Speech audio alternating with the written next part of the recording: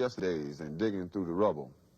And to say the least, somebody went to a hell of a lot of trouble to make sure that when we looked things up, we wouldn't fare too well, and we would come up with totally unreliable pictures of ourselves. But I've compiled what few facts I could, such as they are, to see if we could find out a little bit of something, and this is what I got so far. First, white folks discovered Africa. They claimed it fair and square. Cecil Rhodes couldn't have been robbing nobody because, hell, there wasn't nobody there. And white folks brought all the civilization because there wasn't none around. How could the folks be civilized when wasn't nobody writing nothing down?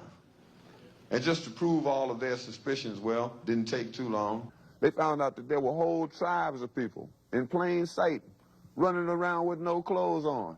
That's right. The men, the women, the young, and the old righteous folks covered their eyes. And no time was spent considering the environment. Hell no, this just wasn't civilized. And another piece of information they had, or at least this is what we were taught, is that unlike the civilized people of Europe, these tribal units actually fought. And yes, there was some crude implements, and yes, there was primitive art, and yes, they were masters of hunting and fishing, and courtesy came from the heart. And yes, there was love and medicine, religion, intertribal communication by drum. But no paper, no pencils, and no other utensils, and hell, these folks never even heard of a gun. And this is why the colonies came, to stabilize the land, because the dark continent had copper and gold, and the discoverers had themselves a plan. They would discover all the places with promise. You didn't need no titles and deeds. Then they would appoint people to make everything legal, to sanction the trickery and greed.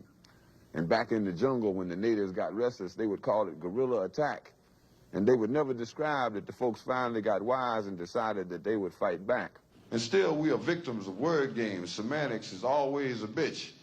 Places once referred to as underdeveloped are now called mineral rich. And the game goes on eternally. Unity kept just beyond reach. Egypt and Libya used to be in Africa. They've now been moved to the Middle East.